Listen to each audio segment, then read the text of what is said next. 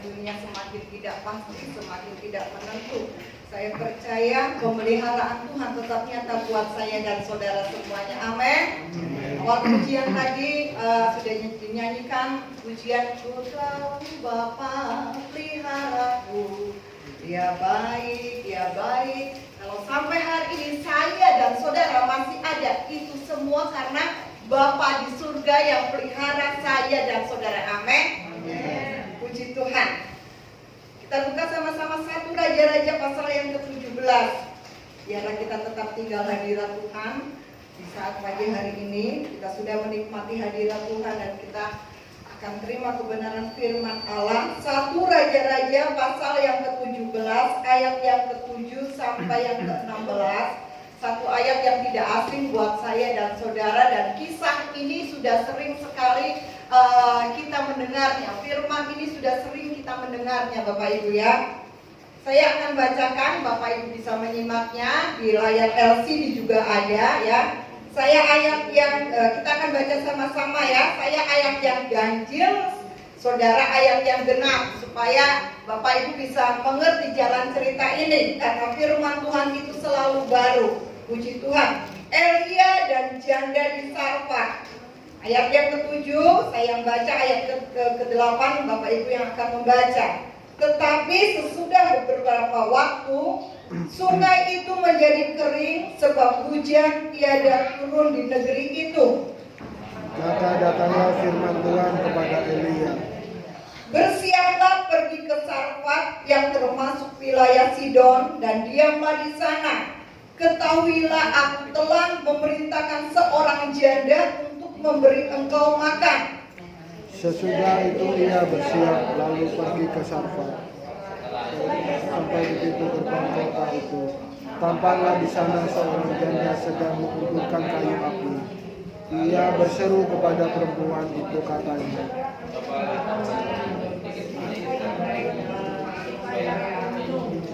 ketika perempuan itu pergi mengambilnya, ia berseru lagi, cobalah ambil juga bagiku sepotong roti.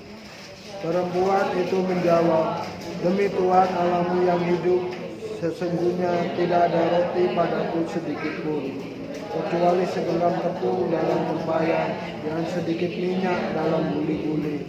Dan sekarang aku sedang mengumpulkan 2-3 potong kayu api.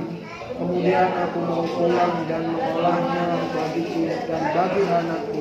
Dan setelah kami memakannya, maka kami akan mati. Tetapi Elia berkata kepadanya, janganlah takut, pulanglah, buatlah seperti yang kau katakan, dan tetapi buatlah dahulu bagiku sepotong roti bundar kecil daripadanya, dan bawalah kepadaku, kemudian barulah kau buat bagimu dan bagi anakmu.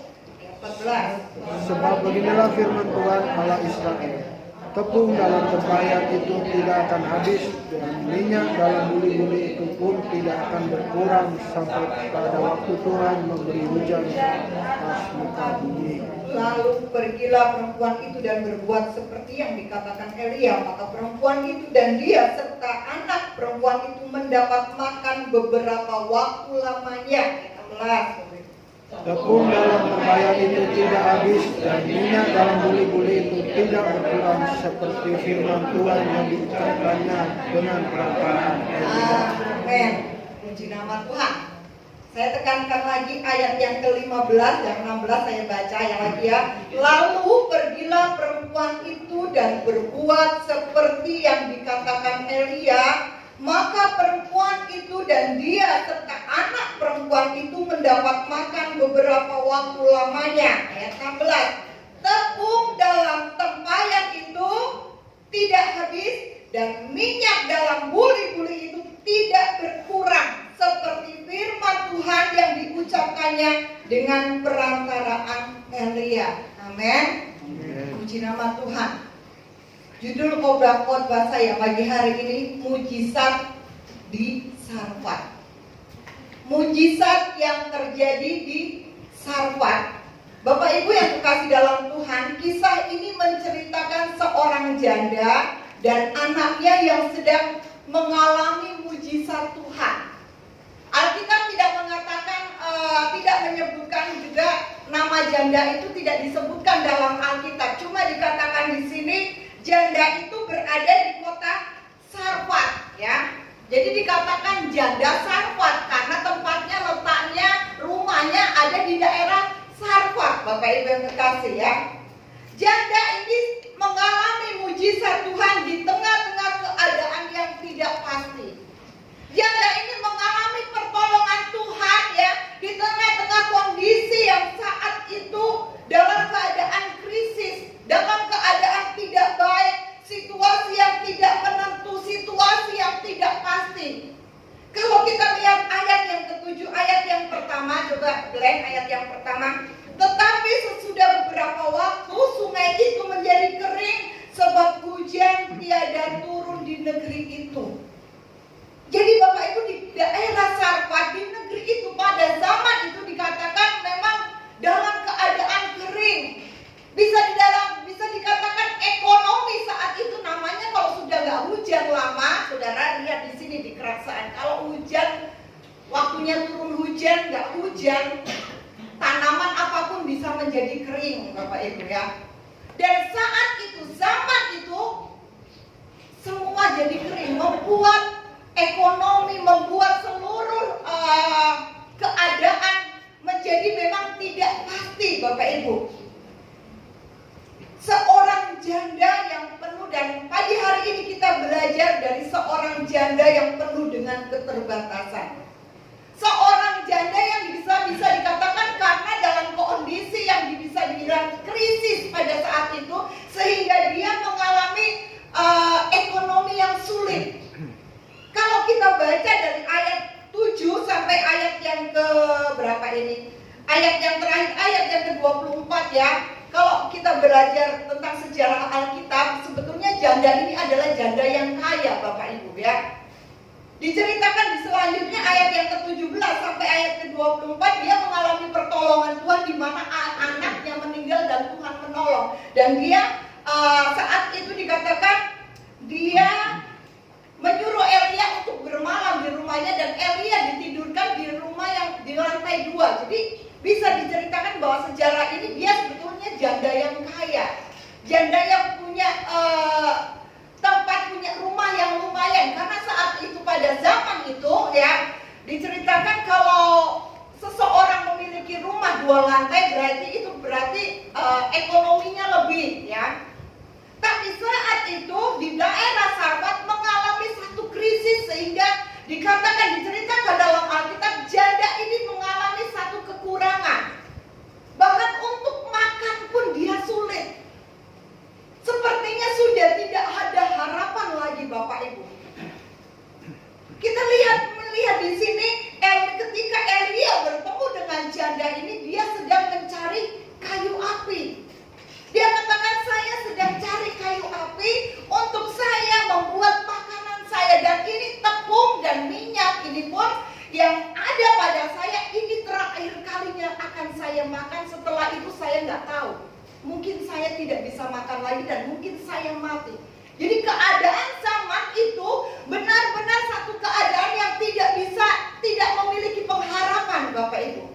Kondisi keadaan pada zaman itu, ekonomi benar-benar sedang terpuruk. Saudaraku yang kekasih dalam Tuhan, saat ini keadaan juga sedang tidak menentu. Dengan adanya COVID-19 yang masih belum terselesaikan, yang masih belum tahu kapan selesainya, ya, COVID ini akan berakhir. Ini sangat berdampak sekali, bukan hanya pekerjaan Bapak Ibu, seluruh dunia pendidikan pun kena dampaknya. Bukan hanya dunia pendidikan, hal-hal kita mau beribadah kepada Tuhan pun kita juga sulit.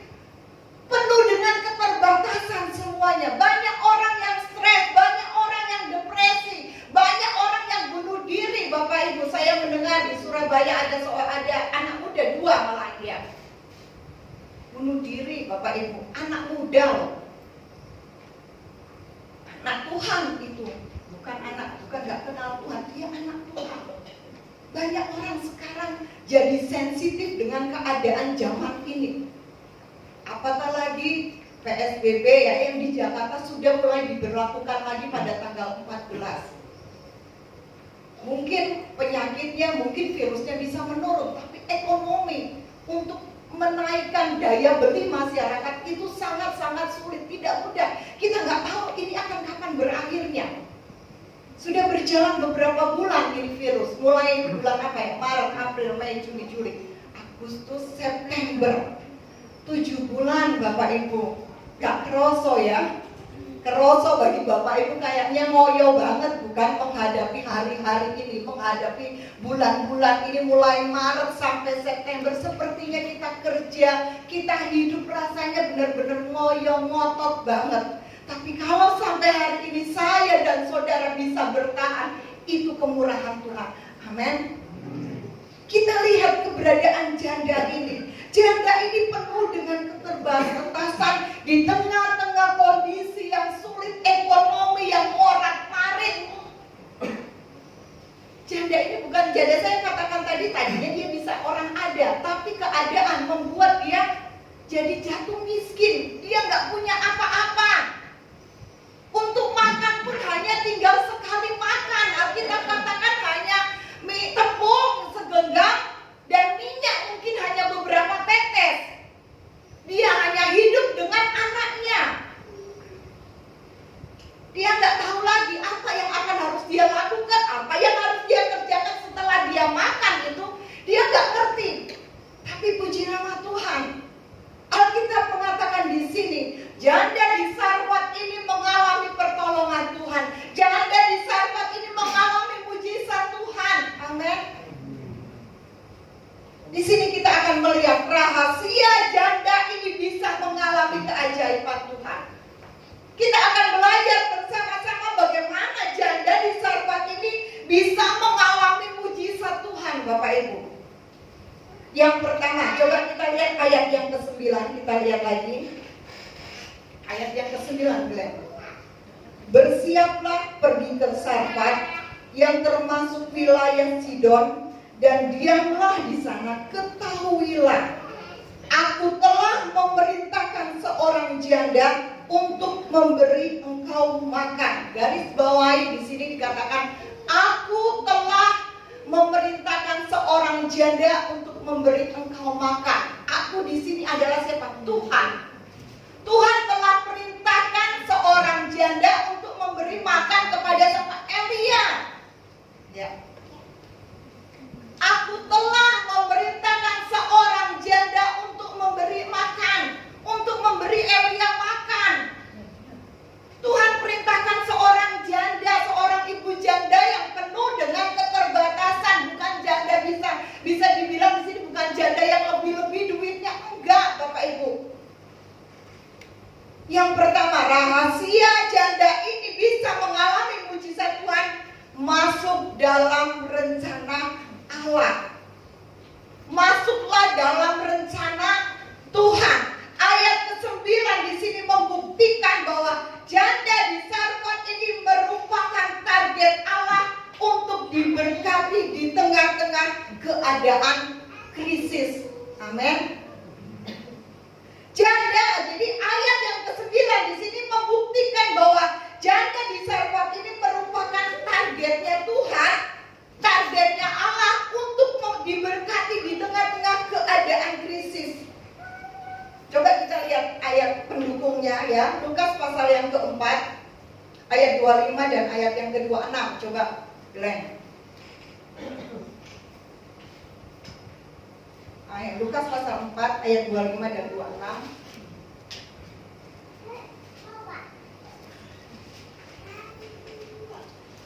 Lukas 4 ayat 25 dan 26. Ya, saya akan bacakan. Dan aku berkata kepadamu dan kataku ini benar. Pada zaman Elia terdapat banyak perempuan janda di Israel.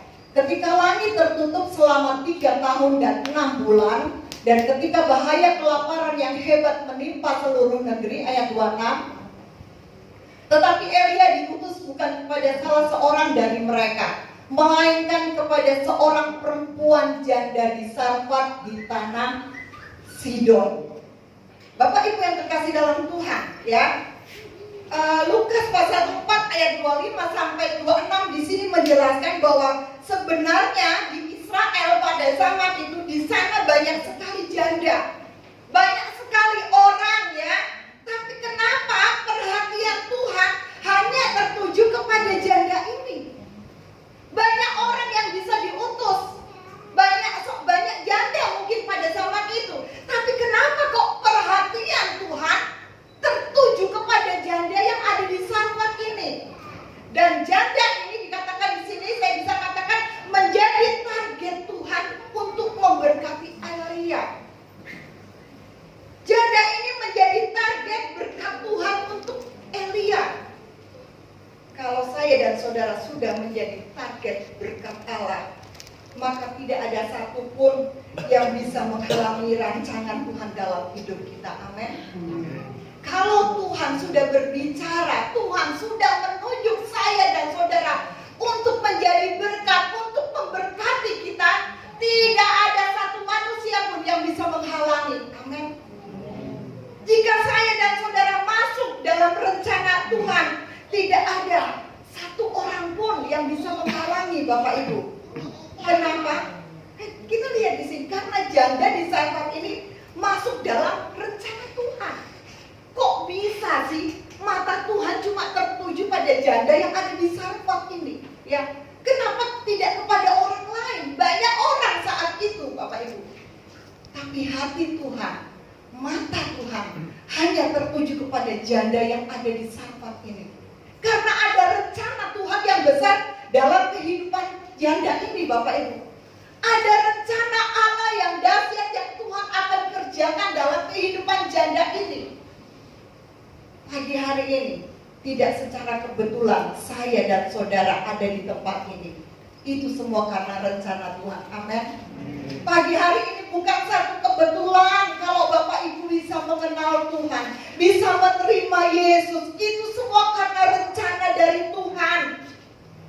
Ada rancangan daripada Tuhan dalam kehidupan saya dan saudara. Bapak Ibu yang kekasih dalam Tuhan, saudara, tidak peduli keadaan kita bagaimana saat ini. Jika kita masuk dalam rencana Tuhan, maka hidup kita akan alami berkat Tuhan. Amin. Gak peduli bagaimana keadaanmu pagi hari ini, kalau saya dan saudara masuk dalam rencana Tuhan, engkau akan alami mujizat Tuhan. Tapi banyak kali manusia, banyak kali anak-anak Tuhan keluar dari rencana Tuhan. Kita lihat kondisi pada zaman itu janda ini, saya katakan dia masuk dalam rencana Tuhan. Dia gak karep-karepnya dewek, Bapak Ibu. Dia masuk dalam rencana Tuhan. Apapun masalahmu hari ini, kalau kita masuk dalam rencana Tuhan, apapun pergumulanmu pada saat pagi hari ini, kalau kita masuk dalam rencana Tuhan, pasti saya dan saudara akan alami berkat Tuhan di tengah-tengah krisis sekalipun. Amin. Amin, Bapak Ibu. Gak mudah, gak gampang, saya tahu itu. Ada yang WA kepada saya, Bu Ike bantu doa. Dari Jakarta, Bapak Ibu ya. Tanggal 14 PSBB akan dimulai lagi. Bagaimana dengan kondisi kami? Dia pasang gambar nangis ya itu ya. Bapak Ibu. Saya cuma katakan ya, saya balas semakin berserah sama Tuhan. Bagi dia tidak ada yang tidak bisa dia kerjakan. Amin. Segala Tuhan punya 1001 macam cara untuk menolong. Saya balas WA itu, Bapak Ibu. Dan ada lagi yang telepon kepada saya pada hari Kamis malam, hampir 2 jam dia curhat sama saya, seorang ibu juga. Gimana Bu Ike? Dengan kondisi yang seperti ini pun untuk memulihkan ekonomi saya rasanya udah gak tahu.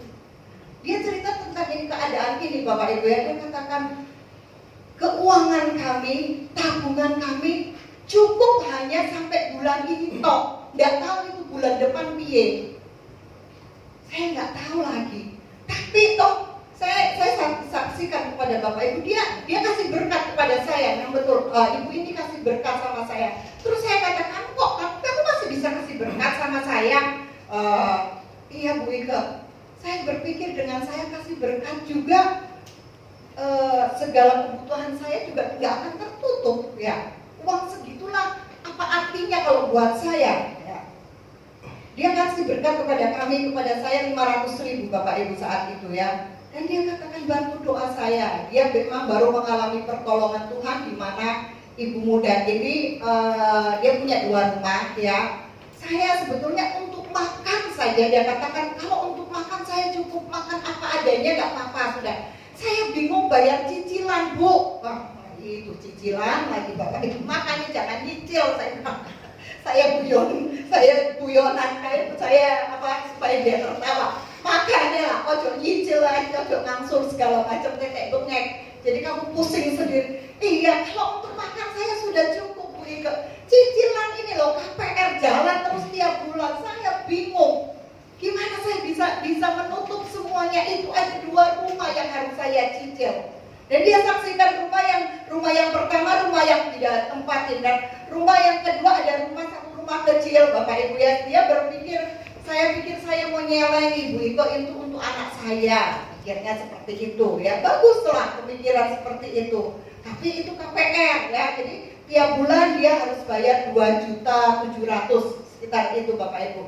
Nah dia katakan saya mau bersaksi Bu Iko. Puji Tuhan ya, saya udah bingung selama 6 bulan, hampir 7 bulan saya bingung. Itu nggak saya bayar cicilannya. Dia katakan seperti saya nggak bayar itu, dan saya juga rasanya stres. Gimana saya mau bayar untuk yang lain-lain aja masih kurang. Nah akhirnya ya singkat cerita dia ke kantor KPR itu ya, kantor perumahan itu maksudnya mau tanya berapa jumlah cicilannya dia selama sudah 5 bulan, 6 bulan itu berjalan hampir 7 bulan tidak terbayarnya, total keseluruhan itu berapa gitu. Dia mau tanya, dia kesana dengan suaminya. Terus bagian marketing katakan ibu ini aneh ya, Bu, ibu itu kenapa ibu kesini, kenapa ibu bertanya cicilannya belum bayar, kan sudah bayar loh.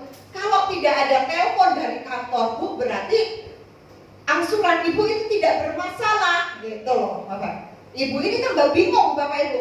Dan dia katakan, loh saya jadi bingung loh. Iya Bu, ibu itu ada uang di bank sebetulnya ya. Jadi cicilan ibu tidak bermasalah. Saya bingung Bu Ike, saya merasa gak nabung tapi kok bisa ada uang di bank gitu loh. Dia bilang, loh masa kamu gak nabung? Ya mungkin itu beberapa tahun yang lalu. Dia bilang, karena saya gak pernah ngecek gitu loh ya. Dia nggak pernah lihat tabungannya. Ternyata memang dia pernah nabung, tapi berapa tahun yang lalu, sudah lama sekali dan dia lupa itu Bapak Ibu. Sehingga seharusnya cicilannya itu total keseluruhan hampir 15 juta ya. Itu sudah tertutup semuanya. Dan dia saksikan puji Tuhan. Saya katakan itu bukan terjadi secara kebetulan. Amin. Tuhan sudah tata semuanya ya. Hidup kita itu ada dalam kendali Tuhan. Nah dia saksikan kepada kami, iya Bu Ike, puji Tuhan. Coba kalau saya bayar 15 juta, uang dari mana saya? Tapi puji Tuhan, saya katakan itu Tuhan yang transfer ke kamu langsung, amin. Waduh ya, hebat dapat transfer langsung dari Tuhan. Saya bilang seperti itu ya. Ayo, saya katakan ikuti aja kehendak Tuhan, berjalan bersama dengan Tuhan. Tuhan pasti menolong, nggak mungkin enggak. Dia baru bersaksi Bapak Ibu. Setelah itu dia katakan, bagaimana Bu Ike ya dengan bulan yang akan datang? Loh, kamu baru bersaksi Tuhan tolong. Sekarang kamu khawatir lagi dengan bulan yang akan datang. Yang 5 bulan aja bisa tertutup, kamu khawatirkan yang bulan depan. Dia tertawa Bapak Ibu. Iya ya. Maka itu coba ingatlah kebaikan Tuhan itu banyak sekali dalam hidup saya dan saudara. Ada banyak orang yang hari-hari ini menangis, meneteskan air mata. Ada banyak orang yang saat ini mulai putus pengharapan. Seolah-olah keadaan mereka benar-benar tidak berdaya Bapak Ibu. Tapi kalau engkau masuk dalam rencana Tuhan, pertolongan Tuhan itu nyata buat saya dan saudara. Amin. Oleh sebab itu, jangan keluar dari rencana Tuhan.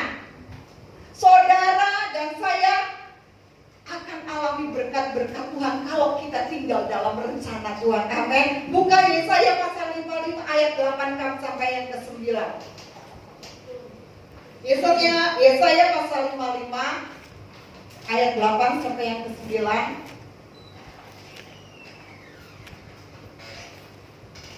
Sebab rancanganku bukanlah rancanganmu, dan jalanku bukanlah jalanku. Demikianlah firman Tuhan. Ayat 9. Seperti tingginya langit dari bumi, demikianlah tingginya jalanku dari jalanmu, dan rancanganku dari rancanganmu. Bapak Ibu, Tuhan sudah merancangkan sesuatu yang baik buat saya dan saudara. Amin. Oleh sebab itu, tinggallah dalam rancangan Tuhan. Rencana Tuhan bagi saya dan saudara. Yohanes 3 ayat 16 katakan, supaya kita tidak binasa, tapi kita selamat.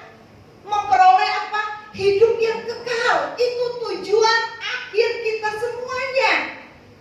Itu rancangan Tuhan, rencana Tuhan dalam kehidupan saya dan saudara.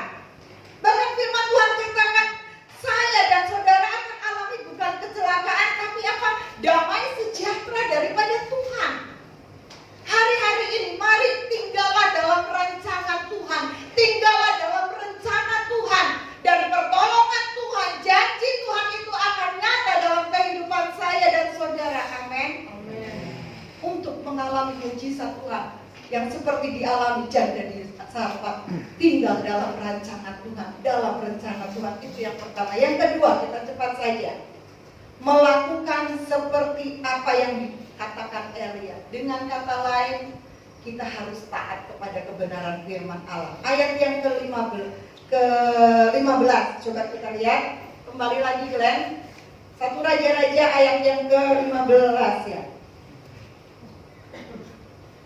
1 Raja-Raja pasal 17 ayat 15, kembali kita ke situ ya. Yang kedua, untuk kita mendapatkan mujizat Tuhan seperti janda yang ada di Sarfat, kita lihat ayat 15. Lalu pergilah perempuan itu dan berbuat seperti yang dikatakan Elia. Maka perempuan itu dan dia serta anak perempuan itu mendapat makan beberapa waktu lamanya. Perempuan ini, janda yang ada di Sarfat ini, melakukan seperti apa yang diperintahkan oleh Elia. Elia ini siapa? Dia hamba Tuhan, ya. Seperti saya, seperti Bapak Gembala juga, Bapak Ibu ya. Janda di Sarfat, dia tidak melakukan apa yang seperti ada dalam pikirannya. Janda di Sarfat tidak melakukan apa yang seperti dia mau. Janda ini tetap taat walau krisis ya, walau dalam kekurangan, dalam keterbatasan. Tapi di sini dikatakan ya, janda ini melakukan seperti apa yang dikatakan oleh Elia. Firman Tuhan katakan, pergilah perempuan itu dan berbuat seperti yang dikatakan Elia. Dia buatkan roti itu untuk Elia terlebih dahulu, Bapak Ibu. Ada dua, dia mungkin janda ini berpikir ya. Yang pertama, kalau dia buat roti untuk Elia, pasti pun gak ada sisanya, dia akan mati. Yang kedua, ada dua kemungkinan. Yang pertama, kalau dia kasihkan kepada Elia, ya, dia mati. Yang kedua, seperti janji Elia. Janji Elia katakan, kamu akan cukup, ya. Kamu akan tepung dalam tempayan itu tidak akan habis. Elia katakan seperti itu. Berarti dia bisa tetap hidup. Berarti ini ada janji kan ya. Dan janda di Sarfat ini pilih yang kedua. Dia lakukan apa yang diperintahkan seperti Elia mau. Dia serahkan, dia buat dulu untuk Elia, Bapak Ibu yang kekasih dalam Tuhan. Dia berikan untuk Elia terlebih dahulu. Dia gak mikir, entar besok saya, toh saya akan kalau mati ya mati. Mungkin seperti itu ceritanya Bapak Ibu ya. Tapi kita lihat di sini janda ini, dia taat, dia melakukan seperti apa yang Elia katakan. lakukanlah bagian kita, Bapak Ibu yang kekasih dalam Tuhan. Mujizat itu pasti datang ketika kita melakukan bagian kita. Amin. Seringkali kita sulit sekali untuk melakukan bagian kita. Tuhan sudah katakan, seringkali saya katakan bahkan Bapak Gembala katakan, ayo ke gereja. Hidup sudah susah, suruh doa juga susah. Benar nggak? Hidup ini sudah banyak masalah Hidup ini udah susah, suruh ke gereja juga uangnya lagi ngepok. Saya yang bingung kadang Bapak Ibu maunya diberkati, maunya dikasih jalan keluar. Hidup ini udah susah, tapi kalau doa jangan susah Bapak Ibu. Itu loh yang maksud saya. Amin. Masih amin titik rek. Amin ya. Hidup sudah susah, kalau di saat disuruh doa jangan susah, disuruh puasa jangan susah, disuruh ibadah juga jangan susah. Amin. Ya. Ayo lakukan bagian kita, itu bagian saya dan saudara. Taat kepada firman Allah, taat beribadah, taat melakukan kebenaran firman Tuhan. Kita lihat di sini ada mujizat Tuhan, ada pertolongan Tuhan. Tapi seringkali pikiran kita berjalan terlebih dahulu. Kita dilihat di sini, janda di Sarfat di sini. Jangan sampai krisis menjadi alasan untuk kita tidak melakukan firman Tuhan. Amin Bapak Ibu. Jangan sampai masalah, beban, persoalan yang begitu berat itu menjadi alasanmu engkau tidak untuk engkau melakukan perintah Tuhan.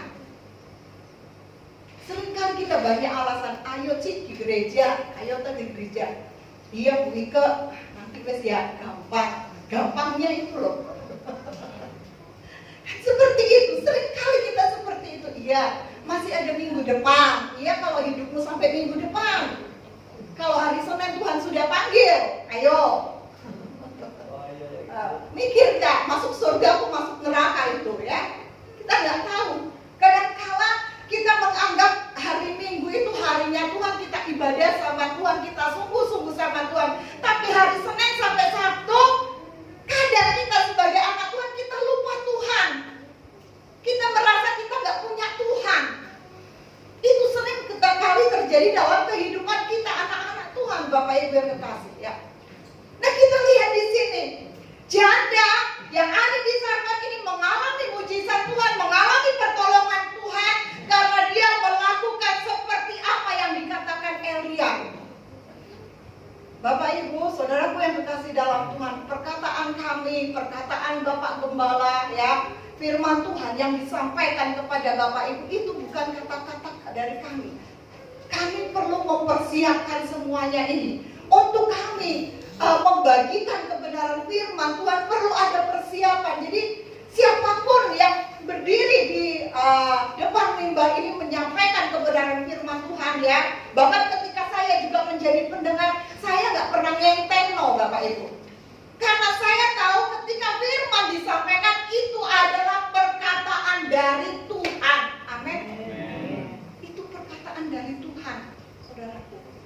Mari lakukan apa yang seperti Tuhan perintahkan dalam kehidupan saya dan saudara. Janda ini diberkati Tuhan, dia lakukan apa yang Elia katakan, dia memberi makan kepada Elia terlebih dahulu. Memberi kalau engkau kelimpahan itu gampang Memberi kalau kita banyak berkat itu mudah, engkau gak usah mikir. Tapi engkau memberi dalam segala keterbatasanmu, wah itu uangnya loh Itu tidak mudah, itu tidak gampang. Tapi kalau kita mau taat, kita mengasihi Tuhan, pasti kita akan beri. Amin. Gak mudah. Pengalaman saya Bapak Ibu beberapa bulan ini pengalaman kami sebagai hamba Tuhan, mulai Maret, April, mulai bulan Maret sampai bulan ini kami hidup hanya oleh karena anugerah Tuhan. Dan kalau saya boleh, ini tidak pernah saya saksikan, tapi ini sekarang saya saksikan Bapak Ibu Bapak Gembala aja gak pernah tahu ini mungkin tahun kemarin tahun kemarin waktu Kevin akan masuk kuliah Bapak Ibu tahu, saudara tahu kami membutuhkan biaya cukup besar untuk dia masuk di Universitas Brawijaya ya. Biayanya saat itu sekitar 21 juta. Itu yang dana yang harus saya butuhkan saat itu.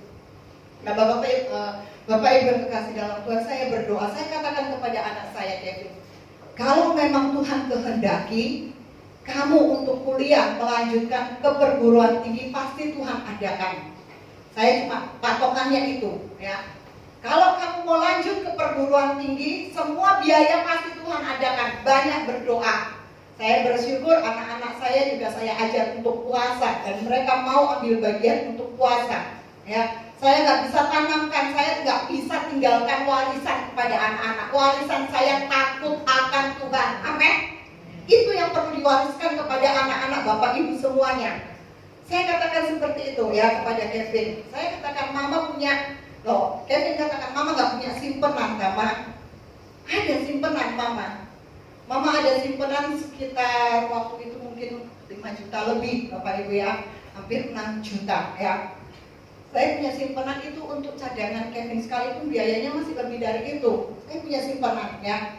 Dan saat itu ternyata ada seseorang yang memang benar-benar membutuhkan. Secara manusia, saya bisa katakan secara manusia mau ngasih itu aja nih berat. Tapi saya mau menjadi pelaku firman Tuhan ya. Saya berikan Bapak Ibu, saya kasihkan dengan tulus, sekalipun saya nangis, Tuhan bulan depan ya saya butuh untuk Kevin ini. Kalau 5 juta itu aduh besar sekali buat kami Bapak Ibu, itu duit yang besar ya. Tapi saya nangis sama Tuhan, Tuhan saya tahu ya, saya memberi ini untuk Tuhan, bukan untuk orang itu. Saya membantu, saya bantu seseorang Bapak Ibu ya, saya bantu seseorang ya. Sekalipun saya nggak berat, saya tulus, benar saya tulus ya. Dan sudah itu berlanjut, saya kasihkan, saya cuma doa, saya percaya Tuhan, kalau Kevin ini akan lanjut kuliah, pasti Tuhan yang akan adakan. Puji Tuhan, saya bersyukur Bapak Ibu, bulan berikutnya ya, itu bulan berikutnya ya, tidak disangka-sangka ya, tidak disangka-sangka, mungkin kurang 2 minggu saya harus bayar uang sekolahnya Kevin ya, tidak disangka-sangka. Seorang ibu janda memberi berkat kepada saya 10 juta. Amin. Yang saya beri ini ibu janda juga Bapak Ibu, yang saya beri ibu janda ya. Bulan berikutnya saya terima dari seorang ibu janda, dan sangka-sangka loh. Seorang ibu yang penuh dengan keterbatasan ya, tapi dia bisa memberikan. Saya sampai nangis, Tuhan kok tahu ya, saya butuh sekali ya.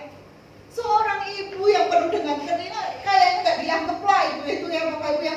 Dia beri uang saya 10 juta, saya sampai nangis. Tuhan, berarti ini anak saya bisa, ini berarti memang berkatnya untuk anak saya lanjut kuliah ya. Ajaib gak Tuhan itu Bapak Ibu, memberi di tengah keterbatasan ya. Saya lakukan firman itu dan Tuhan adakan seorang, sehingga saya bisa sekolahkan. Bukan sampai di situ saja pertolongan Tuhan ya saudara. Saat itu dana yang saya butuhkan 22 juta mungkin uang sekolah Kevin saat itu ya. Bertahap ya, Tuhan adakan sampai sekarang biaya kuliah per semester 3 juta, 4 juta tidak pernah kekurangan. Amin. Tuhan adakan terus per semester, Tuhan adakan, baik anak kuliah, anak angel, semua Tuhan adakan. Kalau kami boleh jujur ya, saudara gue kasih persembahan, saya katakan dengan jujur, yang itu persembahan tahu Ibu Ani, Ibu Selvi, Ibu Linda. Persembahan kalau banyak yang datang begini bisa 300, bisa 400, bisa kan hidup untuk 1 minggu? Gak cukup kan? Tapi kami tuh, malah saya ini berat badan saya naik loh, saya kayaknya tambah gemuk ini ya. Puji Tuhan ya, gak cukup, tapi Tuhan pelihara kami. Amin. Tuhan pelihara kami Bapak Ibu ya. Luar biasa sekali pertolongan Tuhan, gak habis-habisnya. Di saat kita memberi dengan segala, kita mengutamakan Tuhan. Yang saya tahu saat itu saya beri bukan untuk ibu itu, tapi saya kasih untuk Tuhan. Gitu loh Bapak Ibu, saya kasih buat Tuhan.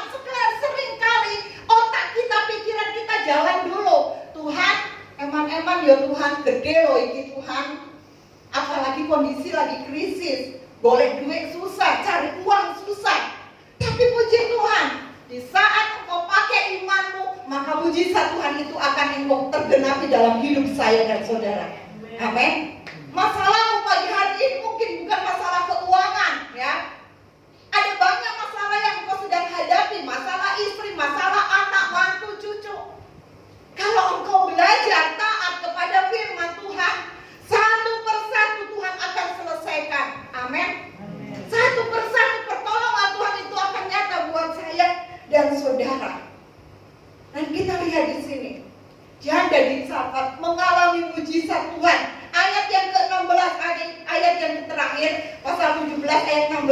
Tepung dalam tempayan itu tidak habis, dan minyak dalam buli-buli itu tidak berkurang. Amin. Tepung gak habis, minyaknya gak berkurang. Dengan kata lain, setiap hari Tuhan pelihara janda ini. Amin. Berkat Tuhan itu selalu baru setiap hari. Jangan diukur berkat Tuhan itu dari uang, Bapak Ibu. Jangan kau merasa engkau punya 1 juta, engkau sudah kaya dengan melihat orang yang cuma punya 100.000. Jangan engkau merasa engkau punya uang 2M, engkau sudah kaya dengan engkau melihat orang yang hanya memiliki 1 juta. Jangan, Bapak Ibu. Berkat Tuhan jangan diukur secara finansial. Tapi kalau sampai hari ini kau diberi kesehatan, kadang-kala kita merasa kita kerja moyong ngotot itu usaha kita. Kadang seperti itu, bukan? Tapi engkau lupa, siapa yang kasih engkau kesehatan? Siapa yang kasih kita kesehatan? Tuhan, bukan? Tapi kadang kita lupa dengan itu. Ngoyo sek ya Bu Ike, rame warungnya. Nantilah kapan lagi ada. Sek ya Bu Ike, anak-anakku ini loh angel diurus. Saya ingat dulu tahun-tahun yang dulu ya, sibuk ngurus anak sampai untuk ibadah pun gak bisa. Anak saya susah kalau dibawa ibadah, rewel. Berbagai macam alasan kita ungkapkan. Akhirnya gede-gede anaknya sekarang jadi ngelawan Bapak Ibu. Nah itu, jangan sampai menghambat untuk kita ibadah. Bukan cuma anak, kadang-kala putu juga ya. Ya, cucu juga iya, sama yang ibu yang di Jakarta ini nggak bisa ibadah. Bu Ike, aku coba putu, waduh iki ojo cinta putu lebih daripada cinta Tuhan ya Bu, saya bilang. Hati-hati loh ya, hati-hati. Jangan lebih cinta pekerjaan daripada cinta Tuhan. Hati-hati Bapak Ibu. Engkau gak akan alami mujizat Tuhan, engkau gak akan dipertolongan Tuhan kalau kita tidak berjalan dalam rencana Tuhan.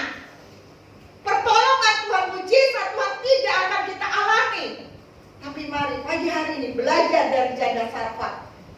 Tinggal dalam rencana Tuhan, taat kepada firman Tuhan. Apapun masalahmu hari ini, di tengah-tengah kondisi krisis, di tengah-tengah kekurangan, di tengah-tengah pergumulan hidupmu, engkau akan alami mujizat Tuhan. Amin.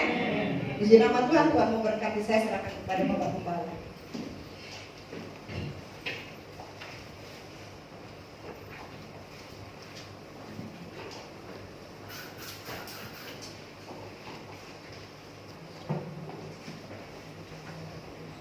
Saudara diberkati. Saudara diberkati. Ya. Kita sudah mendengar firman Allah dan kita sudah diberkati dengan firman Tuhan.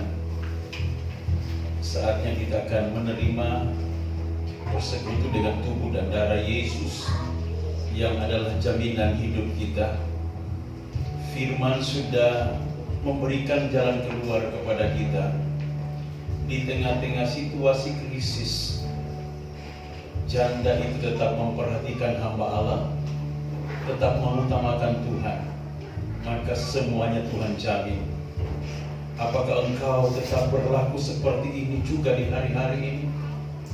Kalau engkau lakukan ini, utamakan Tuhan, utamakan hamba Allah, beri makan hamba Tuhan, pasti Tuhan engkau beri makan. Bisa berkata amin. Dan kita akan makan tubuh dan darah Yesus sebagai jaminan hidup kita. Karena Alkitab berkata, jika kamu makan tubuhku dan minum darahku, kamu tinggal di dalam aku dan aku di dalam kamu, maka Tuhan akan menjamin hidup kita. Kita nyanyikan pujian, indah rencanamu Tuhan. Haleluya. Indah rencanamu. Mari saya undang saudara berdiri. Haleluya.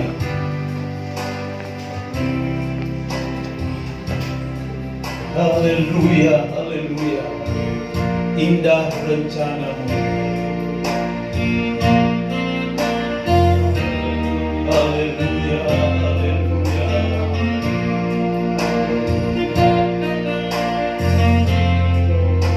Indah rencanamu Tuhan. Di dalam